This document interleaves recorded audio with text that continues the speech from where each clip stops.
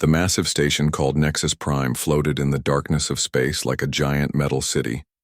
Inside its biggest hall, representatives from 47 different alien species sat in curved rows that rose up toward the ceiling.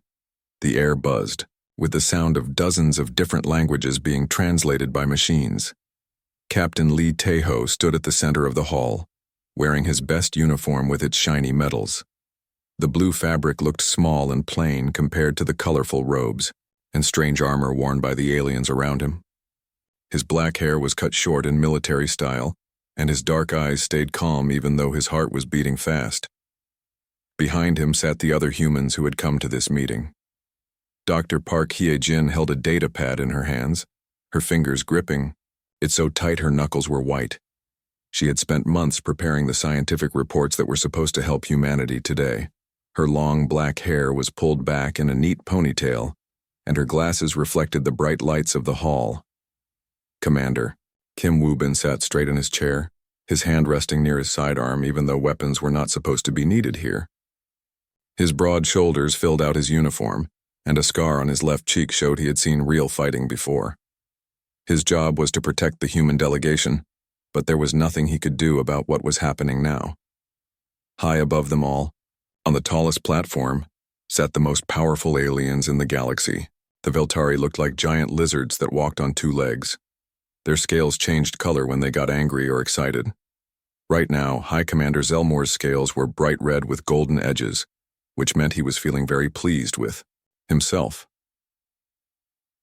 Next to the Veltari sat the representatives of the Nexari Collective. These aliens looked like they were made of living metal and crystal. They didn't have individual names because they all shared one big mind. When one of them spoke, they all spoke together in voices that sounded like music and machinery at the same time. "The vote has been counted," announced Council Speaker Mordun, an ancient creature whose species had started the Galactic Council thousands of years ago. His voice was old and tired, but it carried clearly through the hall. 46 species vote to remove humanity from the Galactic Council. 0 species vote for humanity to stay. 1 species chooses not to vote. Lee Tae-ho felt like someone had punched him in the stomach, but he kept his face calm. He had expected this result, but hearing it out loud still hurt. Around the hall, many of the aliens were making sounds that their species made when they were happy or satisfied. The Veltari High Commander stood up, his long tail swishing behind him. "Humanity has shown again and again that they cannot control their violent nature," he said, his voice hissing through sharp teeth. "They expand through space like a disease, taking over planets and building weapons everywhere they go." "That's not true," Dr. Park Hye-jin whispered to Lee Tae-ho, but he raised his hand to keep her quiet. A creature that looked like a floating jellyfish with too many eyes spoke next. "Humans refuse to accept the pacification protocols that would make them peaceful like the rest of us," it said in a voice like wind chimes. "They want to keep their military and their weapons. This shows they plan to make war." Lee Tae-ho finally spoke. "Honored council members," he said, his voice carrying clearly through the hall even though he wasn't shouting. "Humanity has never attacked any member of this council.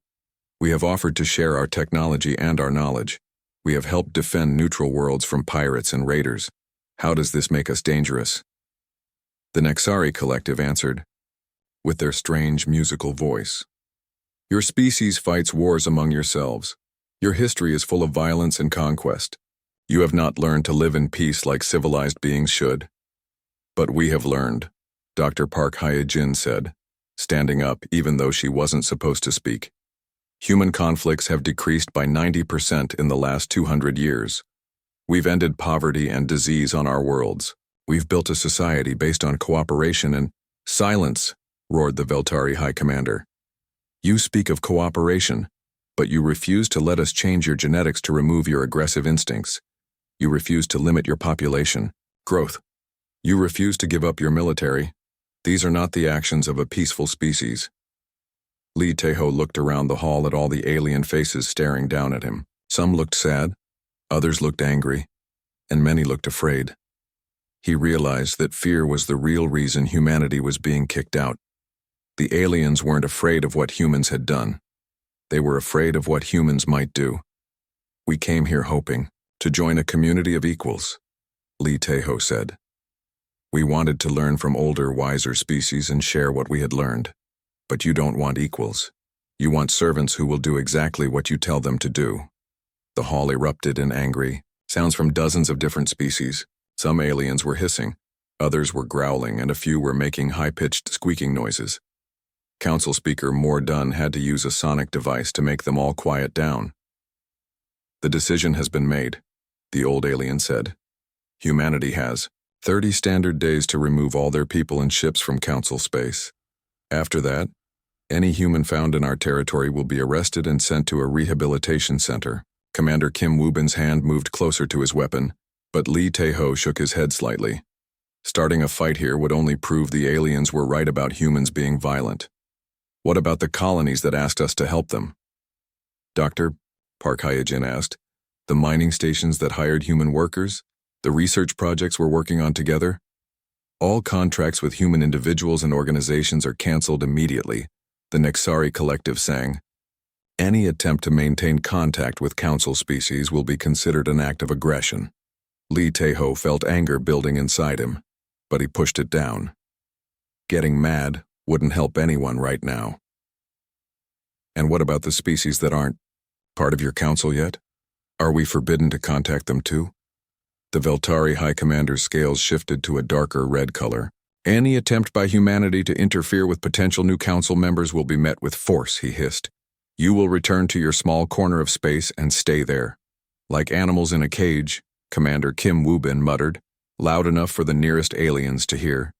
Perhaps in a few centuries, when your species has evolved beyond its primitive nature, we might reconsider, High Commander Zelmore said, with what might have been a smile on his lizard face. Until then, you are banished from civilized space. The Q. 3 humans gathered their few belongings and walked toward the exit. The hall was completely quiet now, except for the sound of their boots on the metal floor. Lee Tae-ho could feel hundreds of alien eyes watching them leave, but he kept his back straight and his head up. As they reached the door, Dr. Park Hyejin stopped and turned around. You're making a mistake, she said to the assembled aliens. Someday you're going to need our help, and we might not be there to give it. The galaxy will be safer without you, the Nexari Collective replied in their musical voice. The 3 humans left the council hall and walked through the corridors of Nexus Prime toward their ship. The station was huge, with sections for different types of aliens who needed different atmospheres to breathe. They passed markets where creatures from dozens of worlds traded goods, restaurants that served food for 20 different kinds of biology, and gardens filled with plants from 1,000 different planets. All of this, Dr. Park Hyejin said, sadly, and they don't want us to be part of it. Maybe we're better off without them, Commander Kim Woo-bin said. Did you see how scared they looked when you mentioned our military? I don't think most of these species even remember how to fight. Lee Tae-ho didn't answer. He was thinking about something the council speaker had said. The old alien had looked sad when he announced the vote results, not happy like the others. And he had mentioned that one species chose not to vote. That was strange because council rules said everyone had to vote on important matters. Their ship was docked in the human section of the station, which was almost empty now. Most of the human traders, diplomats, and scientists had already been told to leave. The few who remained were packing up their belongings and saying goodbye to alien friends who might never see them again. Captain Nash Hyunwoo was waiting for them at the ship's entrance. He was the pilot who had brought them to Nexus Prime, and his usual cheerful smile was gone. I heard the news on the comm system, he said. I'm sorry, Ambassador.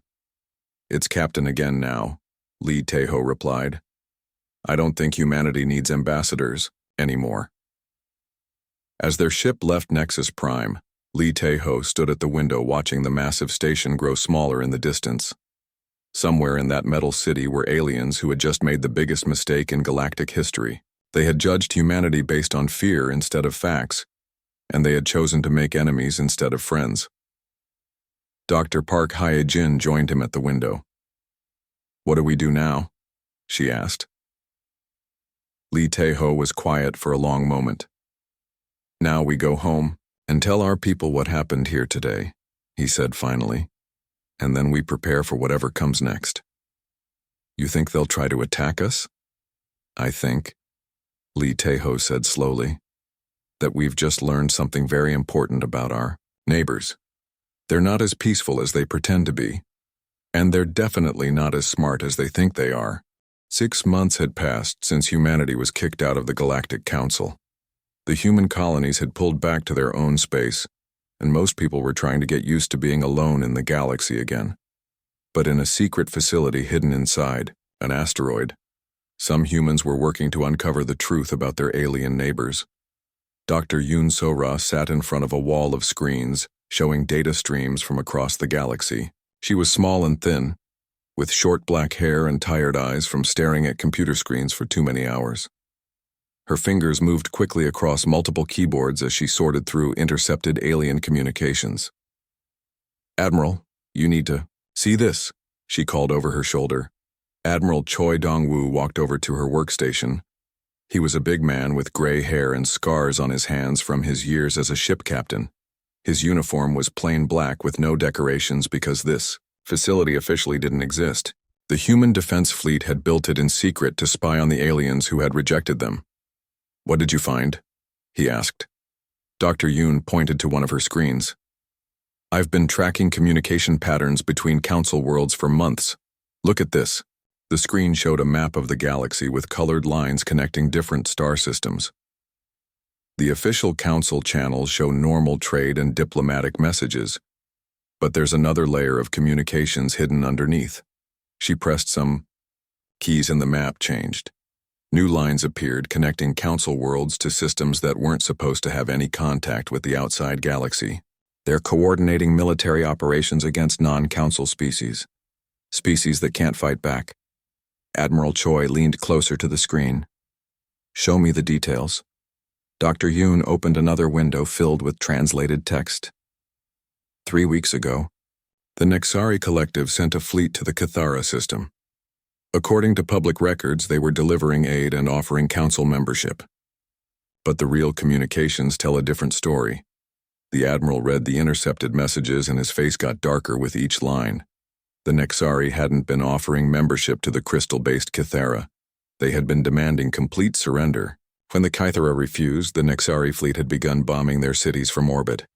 "How many dead?" Admiral Choi asked. 2 million so far, Dr. Yoon replied quietly.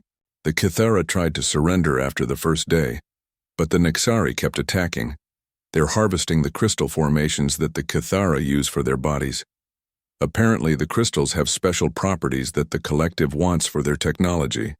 Admiral Choi felt sick to his stomach. The Nexari had always claimed to be peaceful explorers who only wanted to share knowledge with younger species.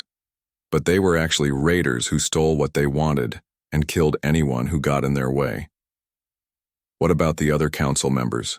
he asked. "Do they know what the Nexari are doing?" Dr. Yoon brought up more files. "That's the worst part. They all know. The Veltari Empire has been doing the same thing for centuries. They find worlds with useful resources and offer council membership. If the locals accept, they become slaves who mine resources for the Veltari. If they refuse, the Veltari take the resources anyway and sell the survivors to other species as workers." She showed him images captured from spy satellites. Veltari ships were strip mining entire planets while the former inhabitants were loaded into cargo holds like animals. Cities that had taken centuries to build were destroyed in days to get at the minerals underneath. "The pacification protocols," Admiral Choi said, understanding the full horror of what they had discovered. "Exactly," Dr. Yoon nodded. "Those genetic modifications the Council wanted to force on humanity? They don't make species peaceful. They make them unable to fight back. Every council member has been modified to be physically and mentally unable to resist orders from the older species." Admiral Choi walked over to the window that looked out into space. Somewhere out there, entire civilizations were being enslaved or wiped out by aliens who claimed to represent peace and cooperation, and humanity had been banished because they refused to become victims too. "Sir?" Dr. Yoon called. "There's more." He turned back to her workstation. "More what?" "More species being targeted. I've identified at least 12 non-council civilizations that are scheduled for integration in the next year, including 3 that are very similar to humans. The screen showed star charts with red markers indicating the targeted worlds. One of them made Admiral Choi's blood run cold. It was the Avalon system, where human colonists had settled 200 years ago before making contact with aliens. Officially, those colonies were independent and not part of human space, but the people there were still human. When? He asked. The Veltari fleet is already moving toward Avalon. They'll arrive in 6 weeks. Admiral Choi pressed his hand against the window, feeling the cold of space through the transparent metal. The aliens hadn't just banished humanity to keep them from interfering with council business. They had banished them to keep them from defending other humans who couldn't defend themselves.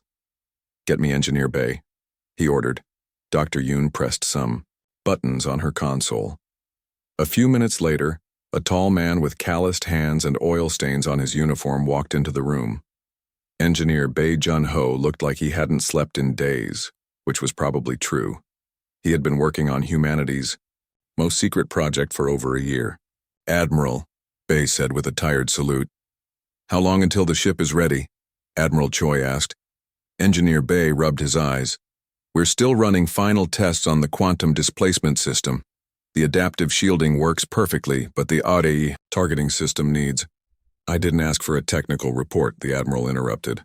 "I asked how long." Engineer Bae looked at the urgency in his commander's face and nodded. 2 weeks if we skip some of the safety tests. 3 weeks if we want to be sure it won't explode when we fire the main weapons." "Make it 2 weeks, Admiral," Choi ordered. "And get Captain Omin Seo. Tell her the waiting is over." As Engineer Bae hurried away, Dr. Yoon looked up from her screens. "Sir, even with our new ship, we can't fight the entire Galactic Council. They have thousands of vessels, and we have one." Admiral Choi smiled, but it wasn't a happy expression. "Dr. Yoon, you've been studying their communications for months. Tell me, what do you know about how Council species fight wars?" She thought for a moment. "According to their tactical manuals, they prefer overwhelming numbers and coordinated attacks. They use formation flying and synchronized weapons fire. Very organized and predictable. And what do they know about how humans fight wars?" Dr. Yoon's eyes widened as she understood what he was getting at.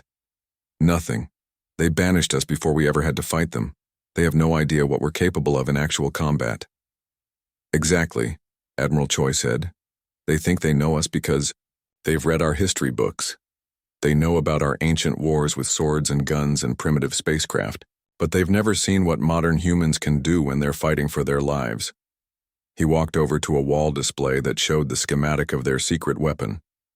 The ship looked like nothing any alien had ever seen. Were council vessels, were bulky and slow, designed for intimidation and carrying large crews. The human ship was sleek and fast. It was built for fighting, not for show. The council species have been peaceful for so long that they've forgotten how to actually fight, Admiral Choi continued. Their wars are just attacks on defenseless planets. They've never faced an enemy that could fight back effectively.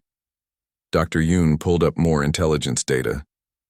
The records show that most council military officers have never been in a real battle. They're trained to suppress civilian populations and conduct orbital bombardments against cities with no defenses. While every human military officer has trained for combat against opponents who shoot back, Admiral Choi nodded. "We've been preparing for alien invasion since we first learned there were other intelligent species in the galaxy. We assumed they might be hostile, so we built ships and weapons designed to fight enemies with superior technology and numbers." The wall display changed to show tactical simulations that human military planners had run for decades. The scenarios always assumed humanity would be outnumbered and outgunned, so they had developed strategies based on speed, surprise, and hitting enemies where they weren't prepared for attack. "Sir," Dr. Yoon said quietly, "are we really going to war with the entire Galactic Council?" Admiral Choi was quiet for a long moment. "The Council declared war on innocent species who couldn't defend themselves," he finally said. "They banished us because we might interfere with their genocide. They're planning to attack human colonies that never did anything to threaten them." He turned to face her directly. Dr. Yoon, if we don't stop them, who will? The galaxy is full of young civilizations that trust the Council to protect them. Instead, the Council is preparing to enslave or destroy them all. Dr. Yoon nodded slowly.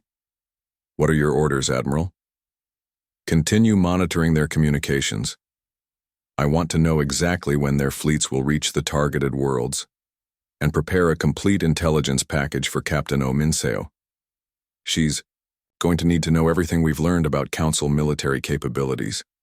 And after that, Admiral Choi looked out the window again at the stars that held so many worlds full of innocent people who didn't know they were about to be attacked by the starship KNS Indomitable dropped out of hyperspace at the edge of Kythera space like a dark blade cutting through the fabric of reality. It was unlike any vessel that had ever been built before, combining human engineering with technology that had been reverse-engineered from ancient alien wrecks found in the deep void. Captain Oh Min-seo stood on the bridge, her hands clasped behind her back as she watched the tactical displays come alive with information. She was 40 years old with short black hair streaked with early gray, and her dark eyes missed nothing. The uniform she wore was different from the ceremonial dress that human diplomats had worn to council meetings. This was a combat uniform, designed for war. Tactical report, she said in a calm voice that carried clearly through the bridge. Tactical Officer Shin Jae-wook looked up from his console. He was younger than the captain, but his fingers moved across the controls with the confidence of someone who had spent years training for this moment. I'm reading multiple energy signatures in the inner system, Captain. Nexari vessels in standard formation around the fourth planet. How many ships? 68 combat vessels and 12 support craft. Shin Jae-wook replied. They're maintaining orbital position above the major Kythera cities. Long-range sensors detect ongoing bombardment.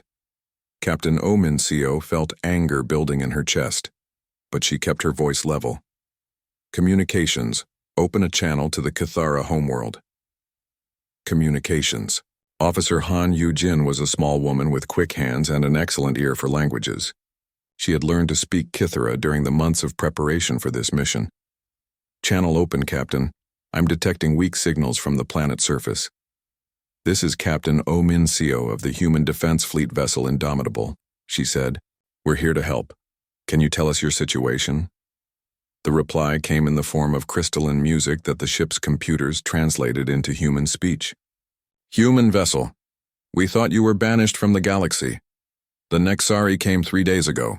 They said we must surrender our crystal cores or they would destroy our cities. When we refused, they began firing from orbit. Captain Oh Min-seo closed her eyes for a moment. 3 days of bombardment against a peaceful species that had no way to fight back. The Nexari had been murdering civilians while the rest of the galaxy went about their business, as if nothing was happening. How many casualties? She asked. 4 million of our people are dead, came the musical reply. Our largest cities are ruins. We tried to surrender yesterday, but they said it was too late. They want to harvest our crystals whether we agree or not. Tactical Officer Shin Jae-wook looked up from his console. Captain, the Nexari fleet is changing formation. They've detected us. On the main screen, the alien ships were moving away from their bombardment positions and forming up into attack formations. Even at this distance, the Indomitable's sensors could see the blocky, angular design of Nexari vessels.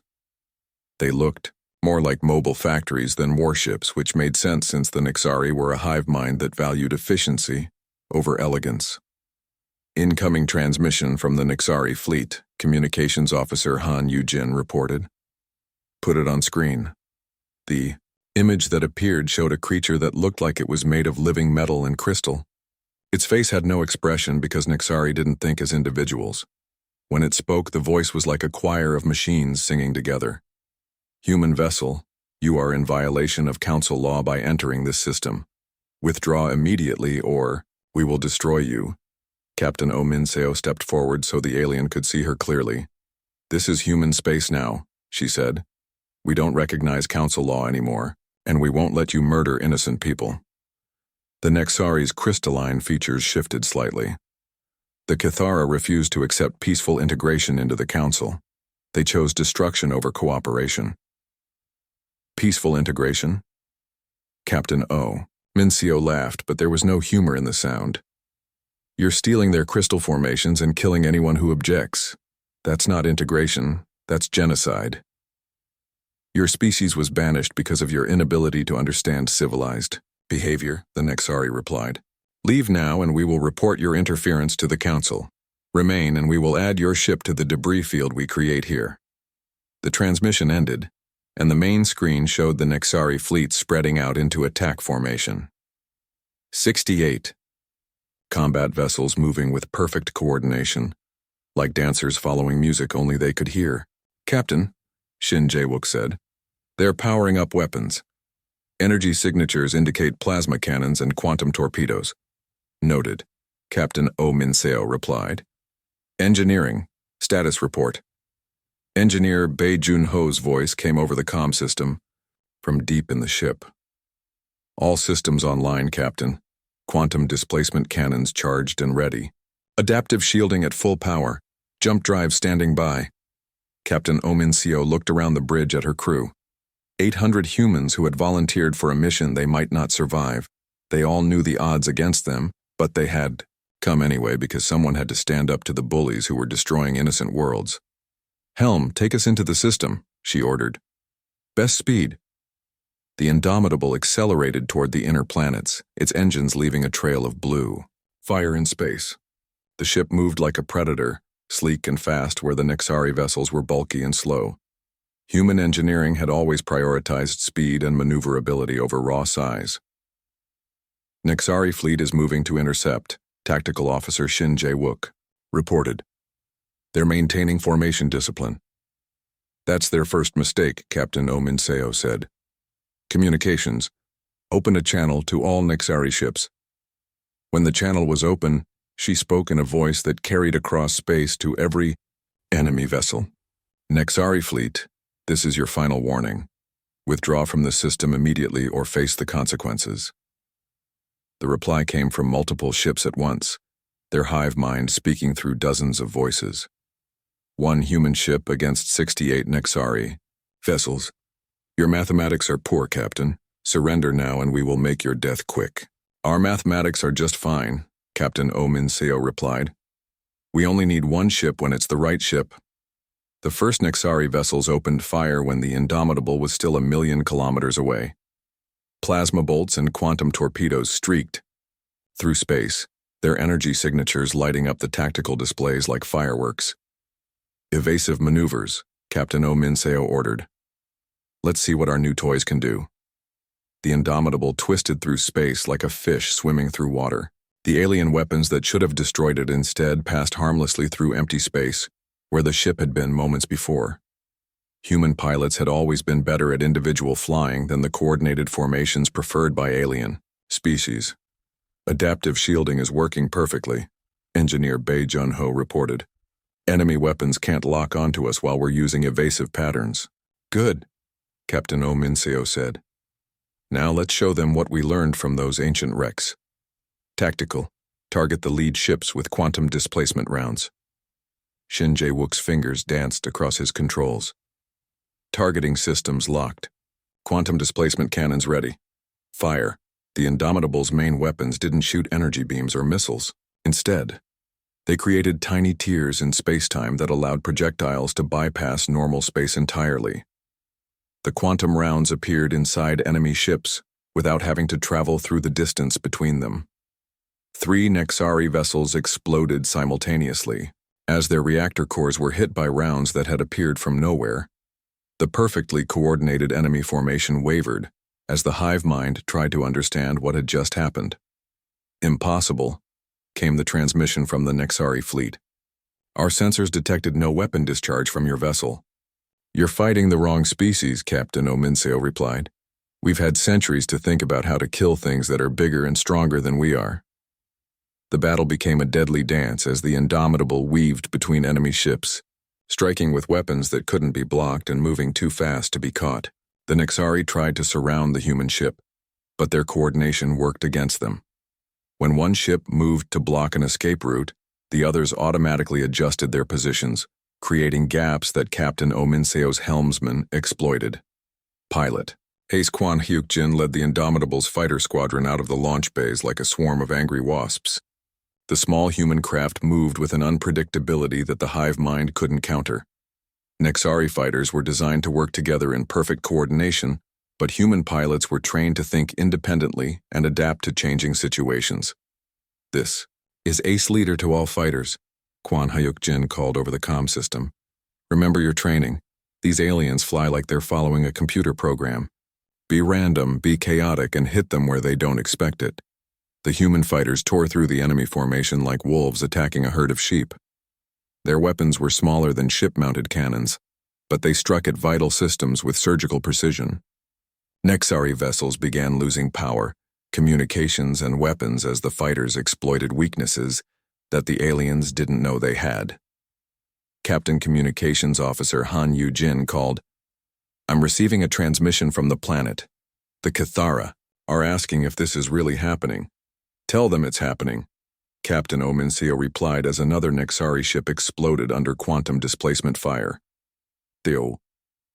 Fleet Admiral Kevlar of the Veltari Empire stood on the bridge of his flagship, watching the massive holographic display that showed his entire fleet. 300 ships spread out in perfect formation, the largest military force the Galactic Council had assembled in over a century. His scales shifted from deep red to bright orange with excitement as he contemplated the easy victory ahead. "Admiral," his tactical officer reported, "we're receiving strange energy readings from the edge of the system. Something just dropped, out of hyperspace." "Another Council fleet?" Kevlar asked, his forked tongue flicking out to taste the air. "No, sir. It's a single vessel, unknown design. The signature doesn't match anything in our databases." On the tactical display, a small dot appeared at the system's edge. Compared to the massive Council fleet, it looked like a tiny speck of dust. Fleet Admiral Kevlar's scales rippled with what passed for laughter among his species. "One ship against 300, he hissed. "These humans have lost their minds." The KNS Indomitable hung motionless in space for several minutes, as if its crew was studying the massive alien fleet that blocked their path to the Avalon colonies. On the ship's bridge, Captain Oh Min-seo was doing exactly that, analyzing the enemy formation with the cold precision of a predator selecting its prey. "Tactical assessment," she ordered. Shin Jae-wook looked up from his instruments. 300 Council vessels in standard attack formation, Feltari ships in the center, Nexari vessels on the flanks with support ships from 12 other species scattered throughout. They're using the tactics from their military textbooks. "Which means they're predictable," Captain Oh Min-seo said. "Communications. Open a channel to the Council fleet." When the channel opened, the image of Fleet Admiral Kevlar appeared on the main screen. His reptilian face showed sharp teeth in what might have been a smile. Behind him, the bridge of his flagship bustled with activity as hundreds of alien crew members prepared for battle. "So," Kevlar hissed, "the banished humans have come crawling back. Are you here to surrender and accept your punishment for interfering with Council business?" "I'm here to give you one chance to withdraw," Captain Oh Min-seo replied calmly. "Leave this system now and no one has to die today." The Veltari Admiral's scales shifted to bright red with anger.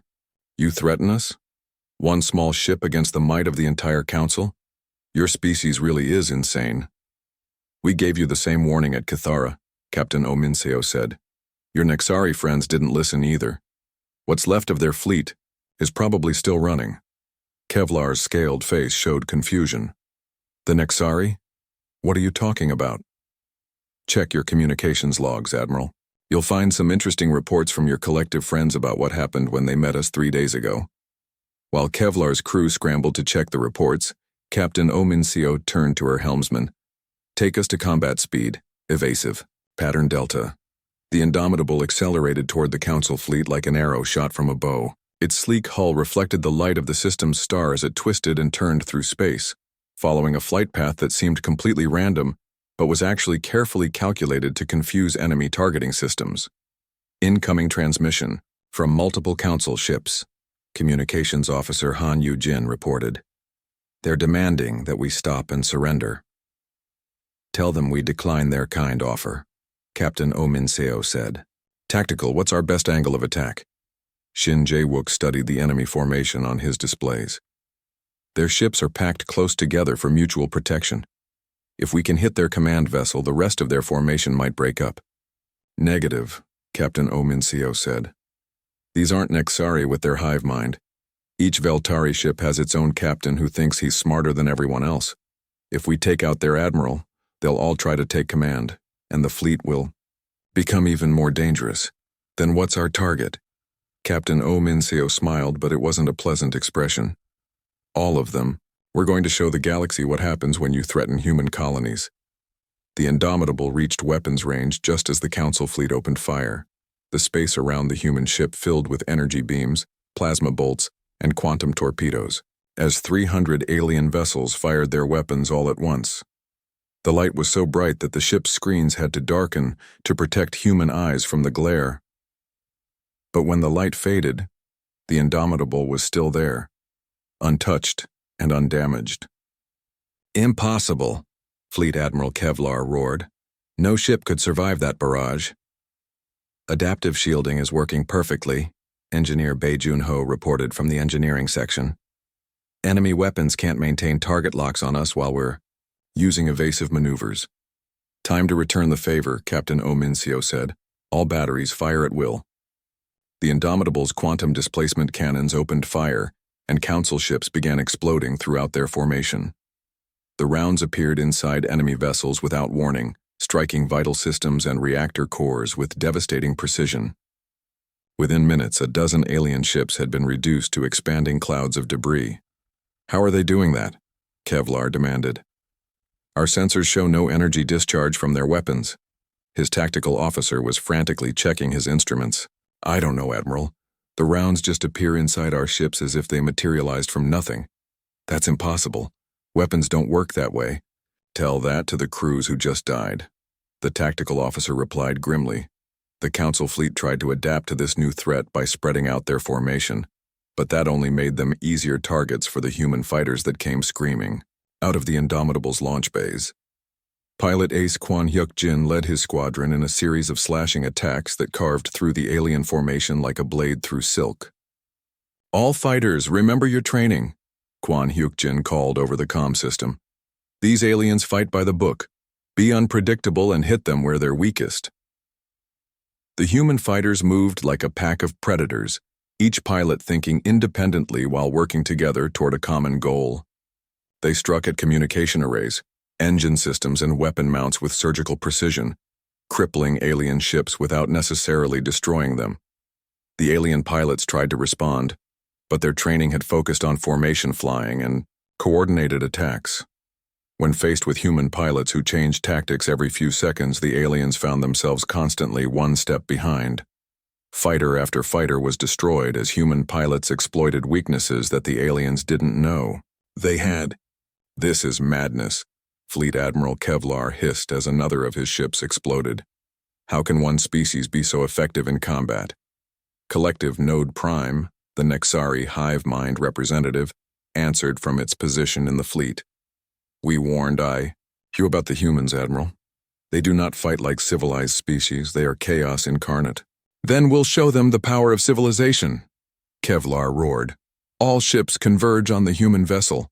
Ram it if necessary. The surviving Council ships began moving toward the Indomitable in a massive coordinated attack. But Captain Oh Min-seo had been expecting this. Human military doctrine had always assumed that enemies would outnumber them, so they had developed tactics specifically designed to fight against superior numbers. Engineering, prepare for emergency jump, she ordered. Jump. Coordinates calculated, Engineer Bae Jun-ho replied. Execute. The Indomitable vanished from the center of the Council formation and reappeared behind the enemy fleet, catching them completely by surprise. The alien ships were suddenly facing the wrong direction with their engines exposed to human weapons. All batteries full spread, Captain Oh Min-seo ordered. The quantum displacement cannons fired repeatedly, and alien ships began exploding throughout the rear of the formation. Engine cores detonated in chains of fire that spread from ship to ship as the tightly packed Council vessels were caught in their own coordinated formation. Fleet Admiral Kevlar watched in horror as half his fleet was destroyed in less than 10 minutes. The perfect discipline and coordination that the Council prided itself on had become a weakness that the humans exploited ruthlessly. All ships scatter, he ordered. Break formation and engage the human vessel individually. But breaking formation only made things worse. The Council ships had been trained to work together, and when they tried to fight as individuals, they lost the advantages of their superior numbers. The Indomitable picked them off one by one, its weapons striking from impossible angles while its fighters harassed any ship that tried to coordinate with its neighbors.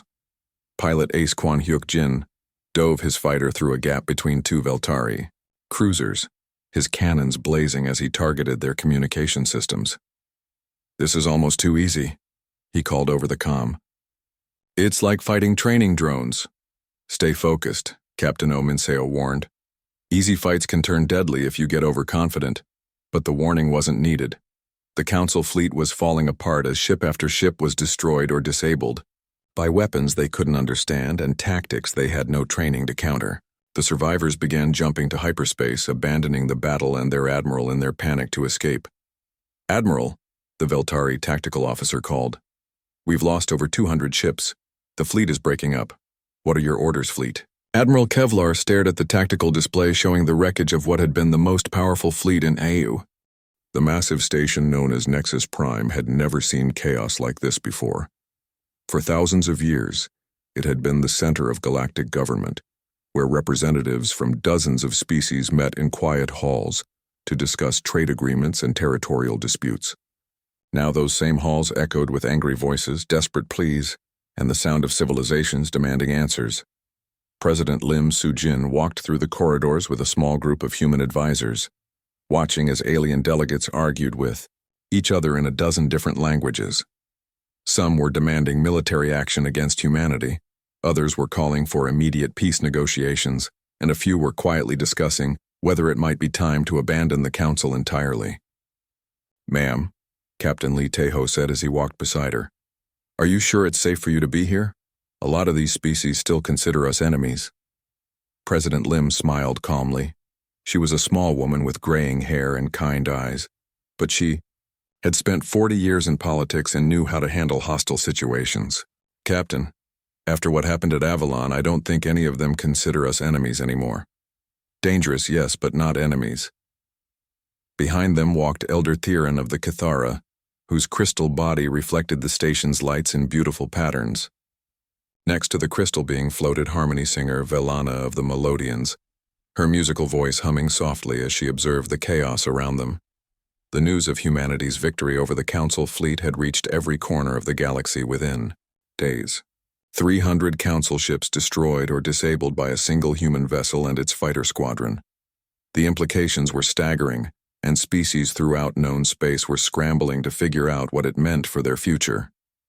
"Human delegation," called a voice from behind them. They turned to see an ancient creature approaching slowly, supported by mechanical devices that helped its aged body move. This was Council Speaker Mordun, one of the Altarians who had founded the Galactic Council millennia ago. His species lived for thousands of years, and this individual had been present when the Council was first created. "Speaker Mordun, President," Lim said with a respectful bow. "I wasn't sure if you would want to speak with us." The old alien's eyes were sad as he looked at her. "President Lim, my species created the Council to bring peace to a galaxy torn by constant warfare. We wanted to prevent the strong from destroying the weak, to create a place where different species could work together for the common good." "That's a noble goal," President Lim replied. "Yes, it was," Mordun said quietly. "But we failed. Somewhere over the centuries, the Council became the very thing we created it to prevent. The strong species used it to dominate the weak, and we were too old and tired to stop them." Elder Thyron's crystal body chimed softly as he spoke. "Honored Speaker, the humans have shown us that the strong can also protect the weak. When our people were being murdered by the Nexari, it was not the Council that saved us. It was humanity." Harmony singer. Velana added her musical voice to the conversation.